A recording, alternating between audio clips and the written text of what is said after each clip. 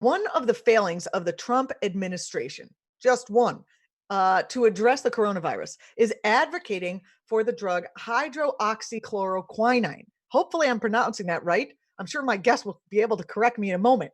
Anyway, that drug is not proven to treat the virus. Not only have people died, literally died from taking it, but the hoarding of the drug means the people who need it can't get it.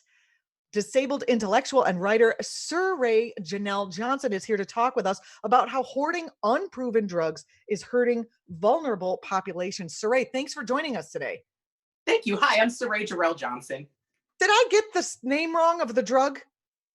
Yeah, it's hydroxychloroquine. It is a mouthful. It is a mouthful Talk that about many what people are people going to have to use go without. hydroxy. Talk about what people use hydroxychloroquine for. Yeah, so hydroxychloroquine is considered the standard of care in lupus and rheumatoid arthritis, the diseases that I personally have. So I can't speak to the breadth of things, but also in many other autoimmune diseases. And autoimmune diseases are diseases of the immune system where the immune system attacks the body. So it essentially could affect any part of your body. And we use hydroxychloroquine, at least in lupus, to suppress our flares. Who came up with the idea that this was a good idea to use with the coronavirus? I can't say. It seems unclear. But the reason that we're having this shortage for sure is because President Trump decided to say it on the news. I started seeing the president say the name hydroxychloroquine in addition to some other drugs. But first, he would refer to it as an anti-malarial, which I found interesting and a bit confusing. It is an anti-malarial. That is not incorrect. But it is also used for autoimmune diseases, in my case specifically lupus. So to omit the fact that people rely upon hydroxychloroquine, I think that when people hear malaria, they're not like, yeah, I'm getting malaria in America tomorrow, right? Like it doesn't seem as impactful as when you say that people with a serious and potentially life-threatening disease use this medication to suppress flares. That a lupus flare could mean that lupus is attacking your kidneys. It could mean that it's attacking your skin and causing a full face rash. It can mean that you're in a lot of pain and very tired, right? And so he That minimized. is Yeah, fascinating, yeah, Saray. The thing about, that they said, oh, it's an anti-malaria drug. Yes, but it's also anti-lupus and rheumatoid arthritis. People, oh my gosh, you're so right. When people think malaria, they think over there. exactly. When they think rheumatoid arthritis, they think grandma. Why are you Right. taking They think grandma, they think my mom, they think, my partner, they think of people that they know. But when you say anti-malarial, it's very kind of vague and hazy to people. And so that minimization, was repeated and repeated and repeated. And it ended up meaning that doctors were hoarding this drug for themselves. I saw pharmacists saying that dentists were writing prescriptions for themselves and their families, right?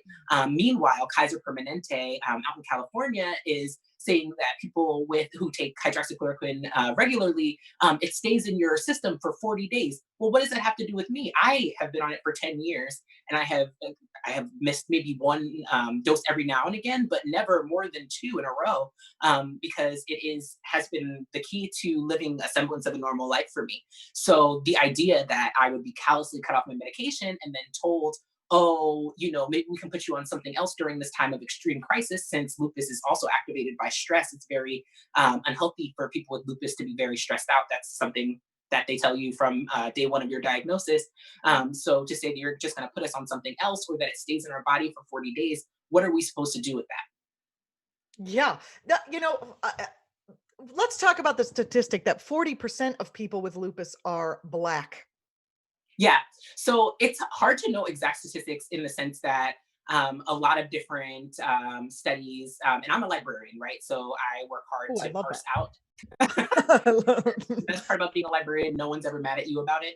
I don't think any How other dare you? profession has that level of success and popularity. But parsing through racial details can be really difficult. What we know is that Black women are 3 times more likely than white women to have lupus, and Black people overall are much more likely than white people to die of lupus. We see that trend in a lot of different disease where even if white people are more likely to contract the disease, that Black people will be more likely to die from the disease. But lupus is a disease where Black people are significantly overrepresented by all measures. Yeah. Is And that because 90%, Black people get less standard of care? I'll just say a little bit about my personal journey with lupus. So I started having lupus when I was 14 years old, but I grew up in a household with no medical insurance.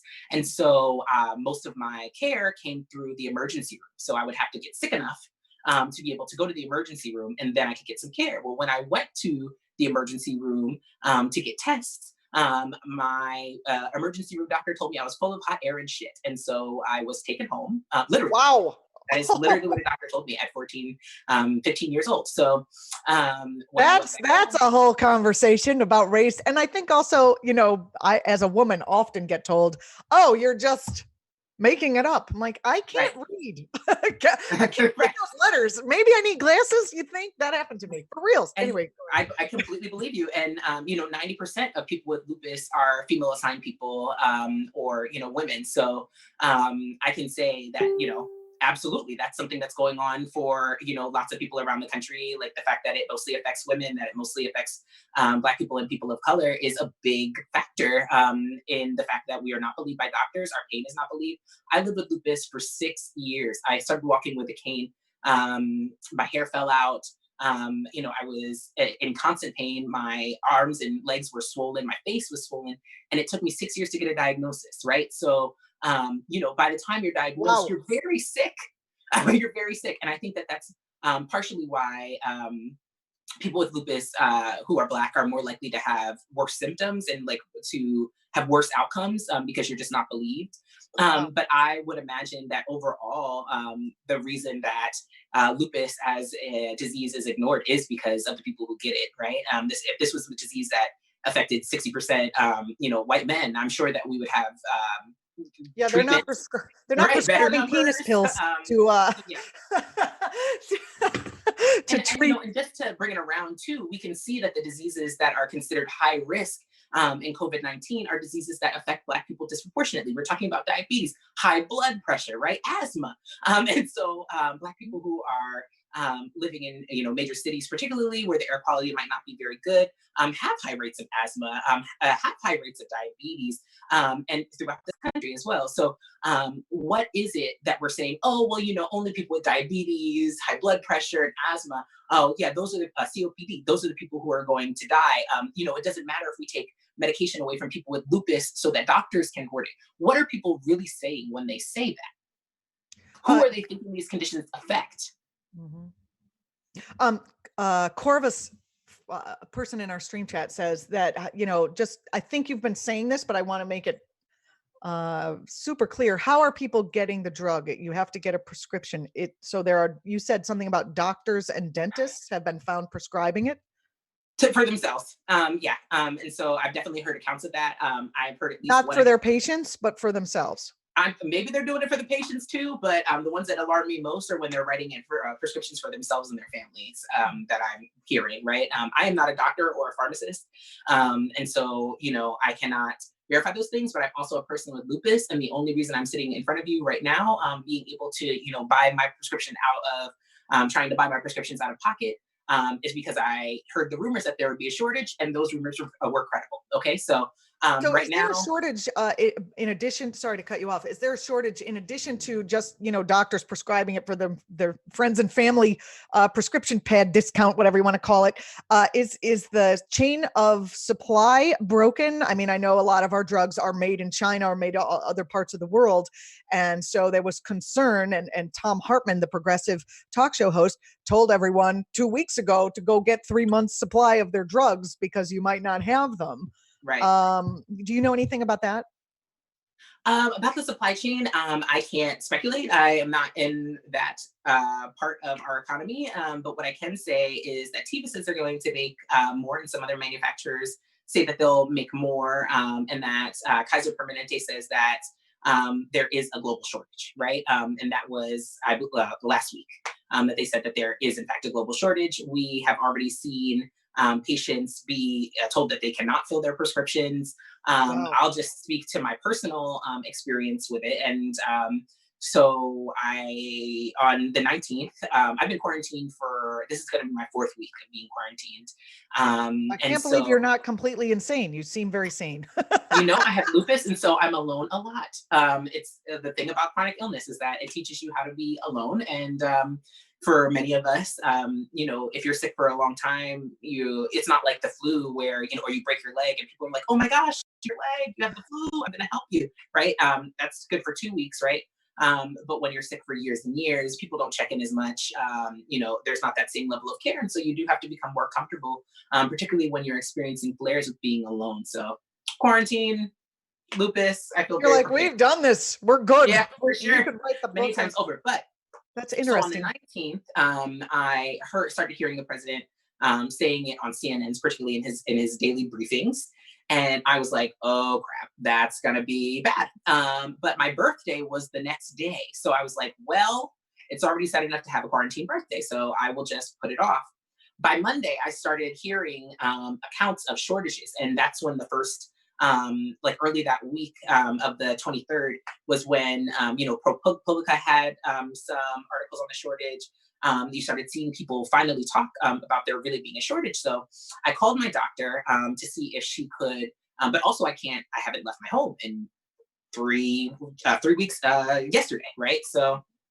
Um, I needed someone to pick up my prescription from um, my pharmacist, but I realized that was not going to be completely possible since many other people were quarantining too. So I called my insurance to see if I could use their delivery pharmacist. And when I called them, they said that they were only giving out a 14-day supply with a disease code, right? And so that they could only give me a half month of medication where I usually get 30 days of medication due to shortages. And I was like, oh, that's bad, right? Because what happens after those 14 days, right? Are you gonna re-up me? Will there Is be that is more? out? Right. Will there Sure. be more? And then before I called, I had already seen, or around the time I called, I had seen the memo from Kaiser Permanente saying, although that is not in New York City, to my understanding, but saying that there's a shortage, it's nationwide, there may be a problem. So in my mind, I'm saying, okay, so 14 days, is that my last 14 days? Like, what do I need to do? Do I need to scramble? It caused a lot of concern and, do panic in the communities that use hydroxychloroquine to survive. So I called up my regular pharmacist, which is a Dwayne Reed. And I said, can I buy some out of pocket? Like, is there any around? And she said, there's none. And I explained, I've been on this medication for 10 years. Why am I not being prioritized? How are people even getting it? And my pharmacist said, I don't know. So she filled me Wow. for an out of pocket prescription, which costs $125 to get a 30-day supply of the medication. And I called the next day to make sure that, because I had to have someone pick it up from there, which thankfully I was able to do after I had fundraised the money to buy that expensive medication out of Oh my pocket. God. And, I had to call the next day to make sure they weren't going to sell it from under me. That's how frightened and concerned I was. And they said, we're in backlog. And I said, well, when will you have more? And the second pharmacist that I spoke to said, I do not know when there will be more. So that is the condition that Wow. people with lupus and people who use hydroxychloroquine more broadly are experiencing right now. And Do you so know? ultimately, Go ahead. Go ahead. please. Do you know And which pharmaceutical industry produces this drug? what do you mean by pharmaceutical industry? Like which Like, or companies? I'm sorry, which medical industry produces? Who produces the drug? Which So my understanding is that the I drugs feel that we're like getting, the one pharmaceutical industry makes the right? I'm drug. like, That's the one we just the have. pharmaceutical industry, a medical industrial complex, writ large. Yeah. But no, Tiba is one of the manufacturers. I imagine that there are actually a lot of different manufacturers. Tiba has been the one that has spoken up most notably in my mind, but it does seem like people are going back and forth to, and then there's also the consideration of the fact that some people take Plaquenil, some people take hydroxychloroquine. It's both hydroxychloroquine, so those things might be made by different people. But Tiba is the manufacturer I'm most familiar with. Oh, okay. And they're in Israel. I'm getting from my stream chat. That is my understanding of Tiba. But Have they said anything just like, because we're something going to is make some headquartered in more? one place, I have not heard any comprehensive kind of information. Like, we will be making much more because we care about people with lupus. That is not something that I've been privy to, and I've been watching very closely. That might be the case. I won't say that that's not happening. I don't want to create extra panic and alarm. That very well may be in the works, and perhaps we're being more prudent than our president, not announcing things before they have the information. And Well, that, so, yeah. yeah, so hopefully that's what's happening. But yeah. What can our audience do who care about this issue and their fellow human beings, people with lupus, people with rheumatoid arthritis, and other vulnerable people? What can we do to help spread awareness about the issue and advocate for smarter practices? That is such a good question, and I'm glad that somebody asked it. I think that having a basic understanding of disability justice is really important for people. Some of the panic about COVID-19 could have been mitigated if people were more interested in disability justice before this time, right? And so we're seeing, doctors and hospitals consider whether or not people who come in with disabilities will even be able to get a ventilator, right? People are being told to give up their medical supplies so that others can use them, right? So with an understanding of disability justice, and even more than that, I'm right? sorry, this COVID-19, is very disturbing. because Yes. it's pneumonia, right? Can cause permanent scarring in the lungs. So even when people survive this, they may come out disabled. So it's very important that if you have not cared about disability justice before, that you take an interest in what we're saying now. There are many, many leaders who are talking about exactly these things. I recommend, you can always follow me. I'm Cyree Jarelle. You can follow Alice Walker. You can follow Vilissa Thompson. You can follow any number of disabled thinkers, writers, and activists who have been working about these issues long before COVID-19. And that will mean that you have the best kind of information. We have, you can follow Since Invalid, you can follow Lydia Brown. There are so many people We're all working going on. to follow you, and then whoever Yeah, you follow follow, me, your and I will make Twitter, a thread we're of going to people that follow you them. can follow. We will have a follow chain. That would be a wonderful thing. But I think that part of the reasons it's been allowed to go unchecked is that people are very afraid of becoming disabled. And so it's easier to not think of disabled people. I think that especially in the Black community, there's an association of lupus with death. And so it's hard to think, like, when they hear, oh, I have lupus, the first thing that people often tell me is, oh, I have someone's, like an aunt, a cousin who died of that. Well, I'm sitting in front of you very much alive, and there are things that I need right now, right? And it's not even like, oh, well, we all want a cure. I'm sure that some people do. But what I need is universal health care. Okay. What I personally need is paid sick leave, paid time off, and the end to restriction of discriminatory hiring for disabled people. That's what I need today, right? A cure may be far off, right? I'm not someone who thinks I need a cure for lupus. I want a tolerable and livable life, right? And so those are the things. And when you advocate for universal health care, you do advocate for people like me. And I think that that's really important to remember. It's not a single issue. It's about change in this country on a large scale, so that people with disabilities and can get what we need. Saray, I just want to thank you for reals for coming on this stream, and not just that, but also for speaking out about these things and doing what you do. That's incredibly valuable. I've learned a lot of stuff in these last 15 minutes that we've been talking. So I appreciate that. There's people of kind hearts and who care about justice, and there's a lot of injustice going on. So I'm really grateful that you brought this to our attention. You use some really strong words, and I want to use them on this stream about this situation. You said Trump's musings about returning to work in a few weeks is eugenicist, herd thinning measure disguised as economic progress. Oh, Talk a little bit about absolutely. that, please. And I stand by that. I stand by that. I maybe, it's polemic for sure, but I do. So if you think that you're going to send people back to work in the midst of a virus that even, healthy people are saying, this sucks, I know that we're still not at the point where lots of people know folks who have had COVID-19, but it does not seem like the flu is what I will say, right? Deep respiratory, people are having high fevers, people are, getting shivers. Even people like Chris Cuomo said he just was shivering so hard he chipped his tooth. Okay, so this is not. Oh, he said that.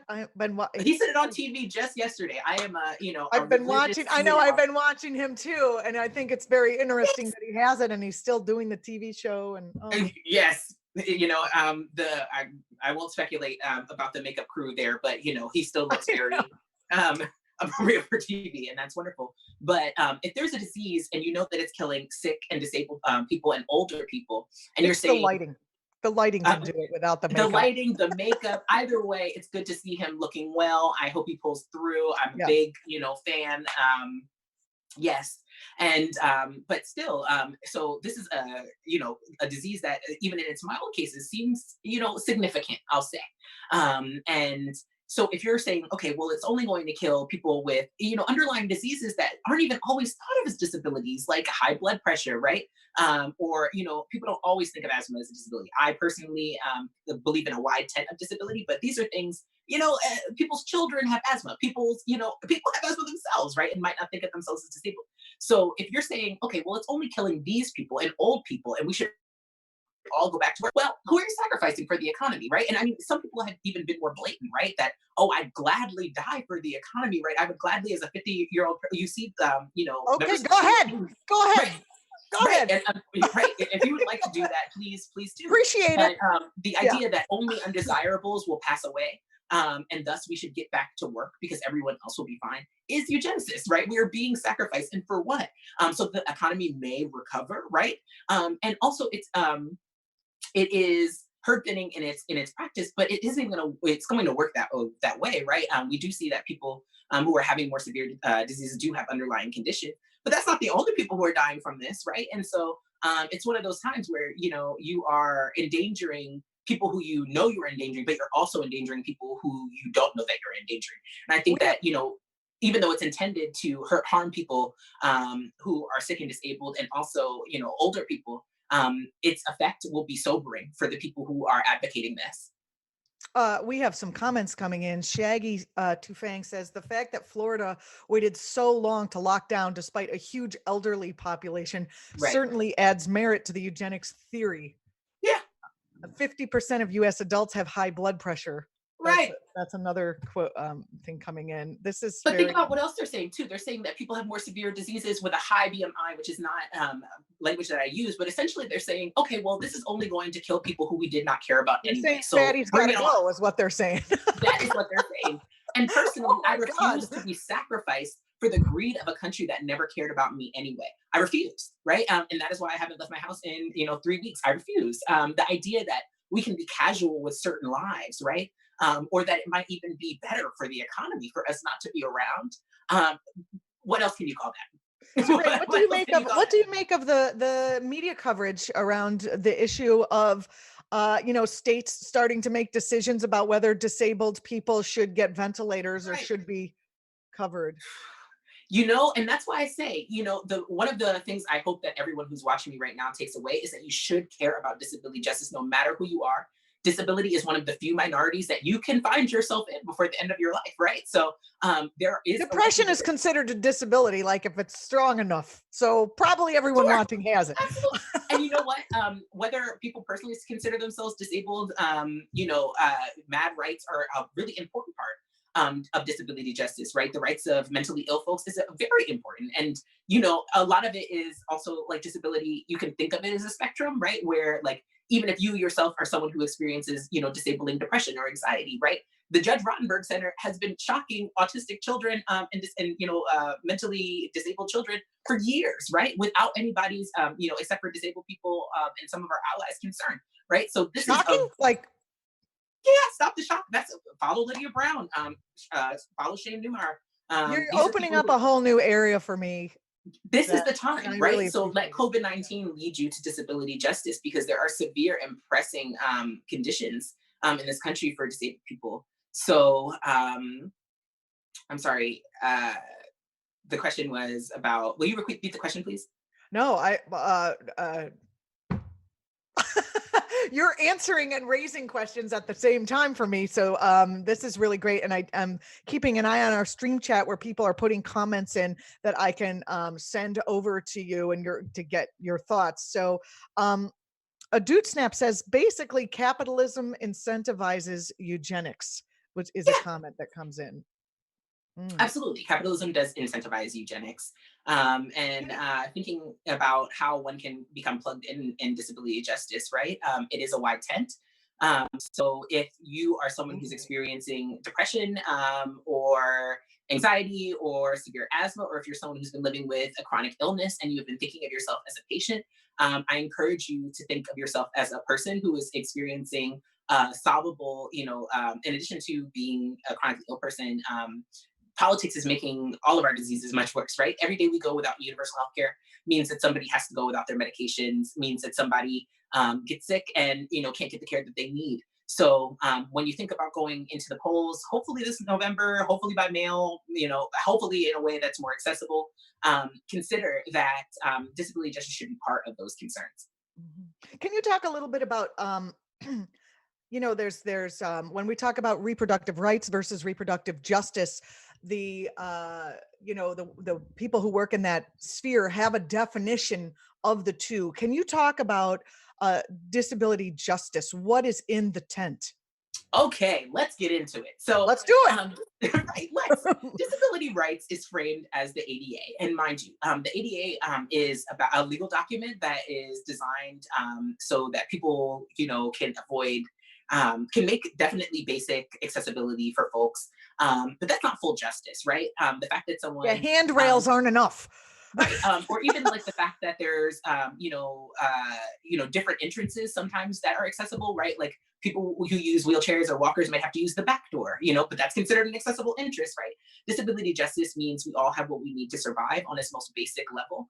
It means that disabled people are considered having lives worth living. I know you asked earlier about ventilators, right? So when people are saying, well, we don't want to give ventilators to say people with Down syndrome, we don't want to give ventilators to people with underlying conditions because they just are less likely to survive. What they're ultimately saying is that we live lives that are less important than other people, than non-disabled Wow. people.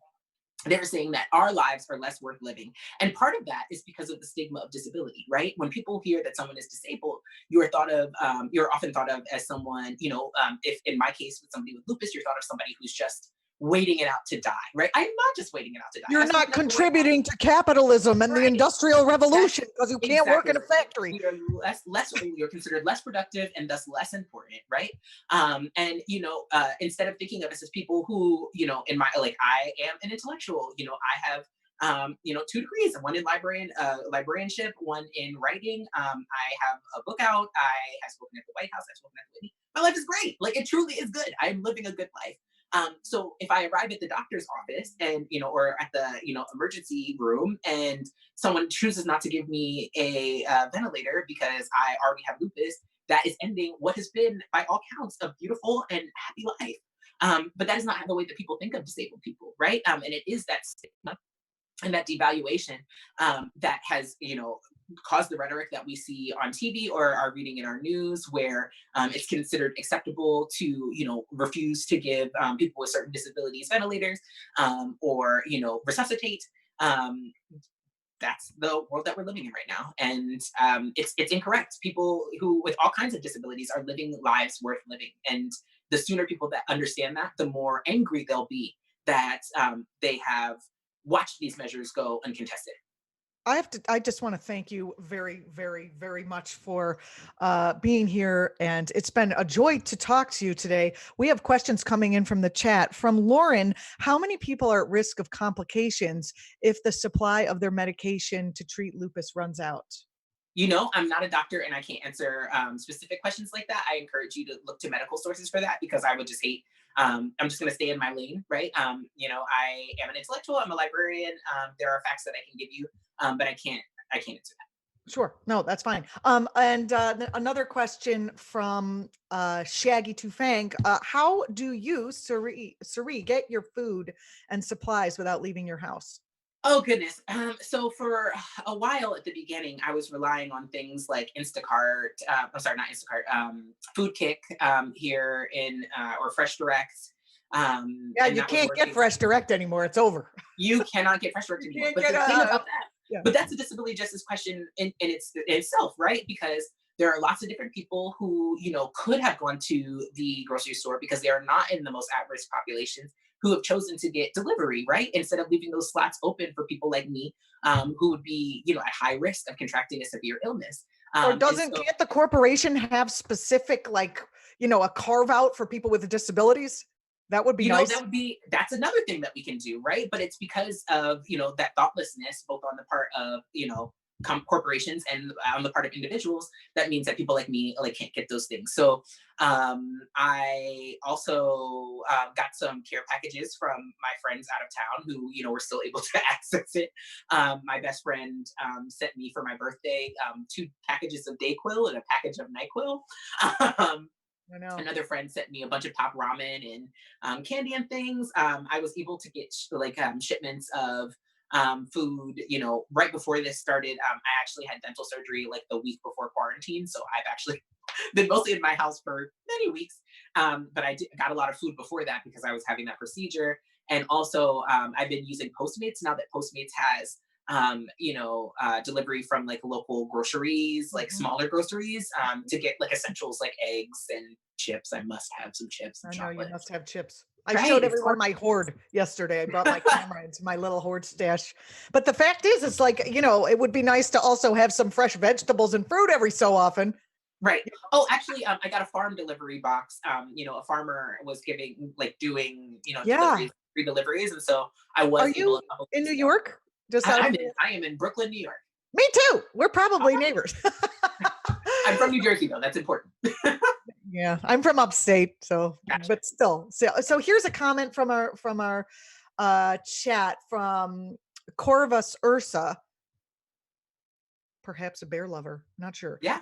A, a lot of disabled persons in America are on some form of SNAP, which a lot of Instagram type businesses do not, or excuse me, Instacart businesses do not accept. Right. Yeah, That's the truth. there you go. Yeah, no, I definitely am in a privileged category. I have been on SNAP before in my life. I've also been on, Medicaid because I had life sustaining medications in the past. Right now, I work as a librarian full time, and I don't live like that. But I can say, disabled folks are some of the poorest people in this country. There are severe limits on what people can make. If there's lots of different financial costs to being a disabled person in this country. And I definitely feel some of those and not others at this point in my life. That's the truth. Well, Cyree, thank you so much for being on with us. I really appreciate it. You can follow Cyree at on Twitter at Cyree Jarelle Jarelle. And if you wouldn't mind coming back, I have a feeling this isn't going to resolve itself anytime soon, and you may be the only disabled disability justice advocate I know. So I would I love can it if you connect you would to come others. back. It doesn't have to just be me. I'm happy to come back on. I'm happy to recommend someone. Stay in touch. Have a good day. Thank you so much. You have a great day. And good, I Goodbye. feel like, yeah, I got to say good luck to all the guests because we're all in this Thank you. Bye. together. Bye. Thank you so much.